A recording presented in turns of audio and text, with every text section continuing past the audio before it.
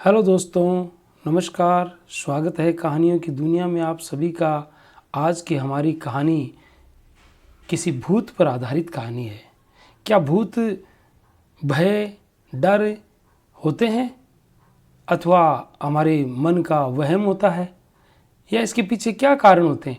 इसी विषय पर आज की हमारी कहानी है, समेरू का भूत। शुरू करते हैं कहानी। पंचनगर की उत्तर दिशा में 3 किलोमीटर के फासले पर एक रमणीक स्थल समेरू था। इस रमणीक स्थान की शोभा एक सुंदर सरोवर बढ़ा रहा था।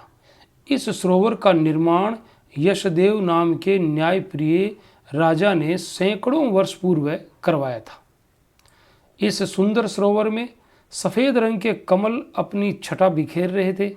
आसपास के वातावरण में जल के अंदर मछली और मेंढकों आदि की किलोल तथा पक्षियों की चहचहाहट से चार चांद लग रहे थे।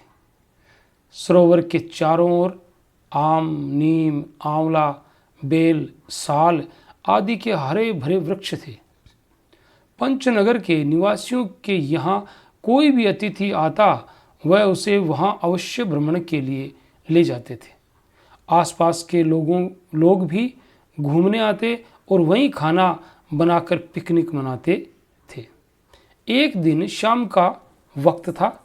पंचनगर के कुछ लोग अपने परिवार के साथ इस रमणीक स्थल से पिकनिक मनाकर वापस लौटने की तैयारी कर रहे थे कि दो नकाबपोश भूतों ने उन्हें बुरी तरह डरा दिया और वे बेचारे डर के मारे नगर की ओर जल्दी जल्दी भागे। इसमें दो बालक भी थे जिनकी आयु 10-12 वर्ष से अधिक न थी और उनके नाम थे कैलाश और सुरेश।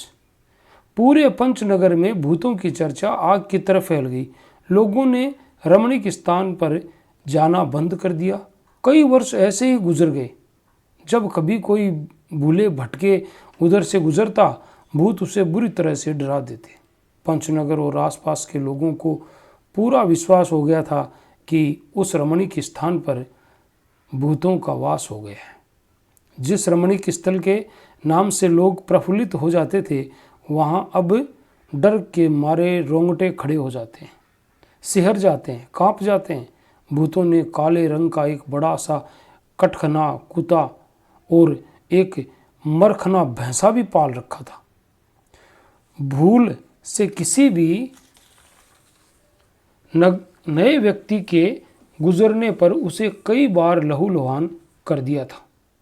इससे लोगों के मन में और भी ज़्यादा भय व्याप्त था। कैलाश और सुरेश को जब भूतों ने डराया था, उस समय वे अपने माता पिता के साथ थे। उनकी उम्र 10-12 वर्ष के आसपास थी।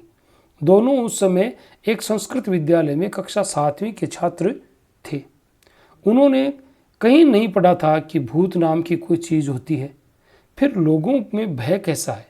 घटना को इस तरह 7-8 वर्ष से ज़्यादा बीत गए थे। अब वे आश्चर्य की उपाधि भी ले चुके थे। उन्हें पहलवानी का शौक था, योग की भी शिक्षा ली थी। अब वे दोनों आकर्षक और स्वस्थ नौजवान युवक हो गए थे। एक दिन कैलाश ने अपने मित्र सुरेश से कहा, भाई सुरेश, तुम्हें वह भूत वाली घटना याद है? हाँ, याद तो है। भूतों ने कैसे हम सबको डराया था। सब लोग कैसे भयभीत होकर नगर की ओर भागे थे। हाँ, हमने अब तक किसी भी ग्रंथ के श्लोक या गद्यांश में नहीं पढ़ा है कि भूत नाम की कोई चीज़ होती है जिससे मनुष्य की आत्मा तक कांप जाए। आखिर सत्यता क्या है? तुम बिल्कुल सत्य कह रहे हो। अगर भूत नाम की कोई चीज़ होती है तो हमें कहीं न कहीं पढ़ने और देखने को अवश्य मिलता। हम दोनों को ही इसकी सत्यता का पता लगाना चाहिए। मित्र, जिस रमणीक स्थल पर जाकर लोग अपने दुख दर्द भूल जाते थे, खुशियाँ मनाते थे, आज कई वर्षों से उसके नाम से भय लगता है। हमें एक योजना बनानी होगी और तैयारी से वहाँ जाना होगा। क्या तैयारी करनी होगी मित्र? एक तो तन मन से पूरी तरह साहसी बनना होगा तथा साथ में 2 मजबूत गांठदार लाठियाँ, एक भाला, टॉर्च, मशीन, माचिस, मोमबत्ती भी ले जाना होगा। वहाँ जाने से पहले नगर में किसी को अपनी योजना नहीं बताएंगे, नहीं तो वे हमें डरा देंगे। आज ही सब सामान का इंतजाम करते हैं और कल सुबह सुबह ही चलते हैं। ठीक है, ऐसा ही करेंगे। अगले दिन दोनों मित्र अपनी तैयारी के साथ रमणीक स्थल पर पहुंचे। दोनों सतर्क थे, तभी काले रंग के एक खूंखार कुत्ते ने उन पर आक्रमण कर दिया और एक ही वार में कुत्ता आऊं आऊं करता हुआ भाग गया। कुत्ते की आवाज़ सुनकर मरखना भैंसा भी आक्रमण करने आ गया, लेकिन दोनों ने साहस से काम लिया। कैलाश ने लाठी से उसके सिर पर लगातार कई प्रहार फुर्ती से किए और सुरेश ने भाले से।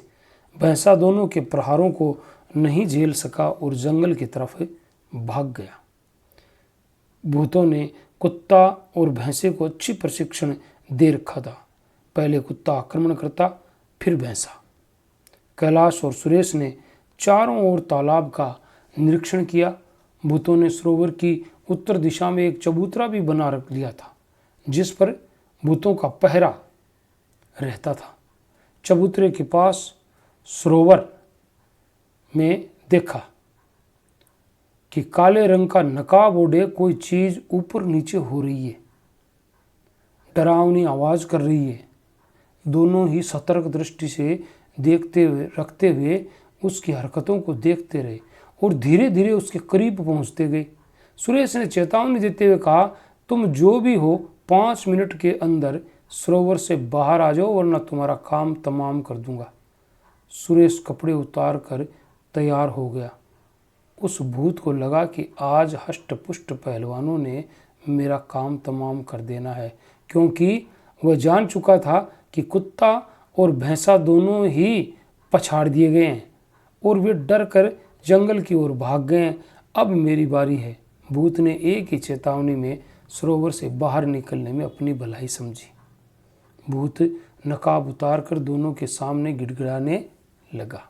सुरेश ने उतारे हुए अपने कपड़े पहने और कैलाश ने उससे कड़क आवाज में पूछा, तुम कौन हो और तुम्हारा नाम क्या है? माई बाप, मैं जाति से धोबी हूँ और मेरा नाम हिम्मत लाल है।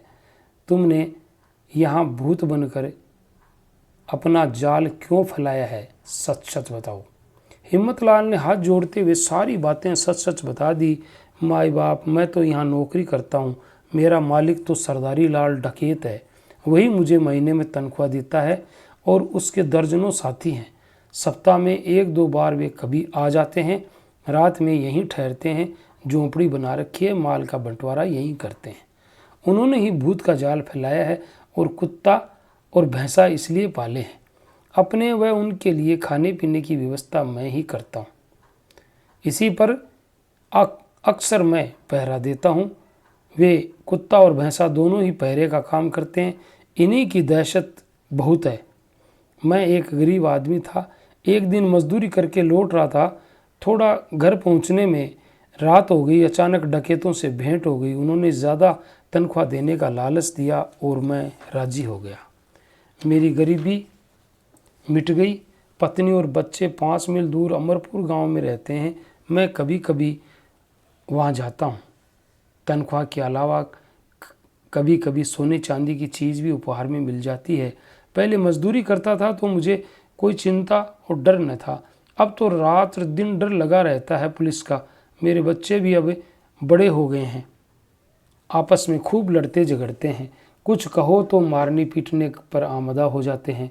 पत्नी मुझसे खूब लड़ती है और कहती है, और ज़्यादा कमा कमा कर लाओ। घर जाता हूँ तो वहाँ चैन नहीं मिलता। अब इस नौकरी को छोड़ने का मन भी करता है। चारों ओर खाई खाई नजर आ रही है। करूँ तो क्या करूँ? कैलाश और सुरेश उसकी बातें बड़े ध्यान से सुन रहे थे। कैलाश बोला, बताओ अब क्या किया जाए? मित्र, अब सारा राज तो खुल गया है, लेकिन मेरी समझ में नहीं आता कि लोग भूतों से डरते क्यों हैं। हाँ मित्र, मैं भी समझ गया हूँ, लेकिन लगता है कि एक अज्ञात शक्तिशाली भय लोगों को हमेशा डराता रहता है, जबकि उसके पीछे किसी की योजना काम कर रही होती है। ऐसी ही अफवाहें और भय न जाने कितने ही स्थानों पर आज भी व्याप्त है। हाँ मित्र, ऐसा ही लगता है। यह रमणीक स्थल डकैतों को अच्छा और सुरक्षित लगा। उन्होंने इसे इस तरह अमली जामा पहना दिया और मनुष्य को ईश्वर ने पृथ्वी पर सबसे शक्तिशाली बनाया है।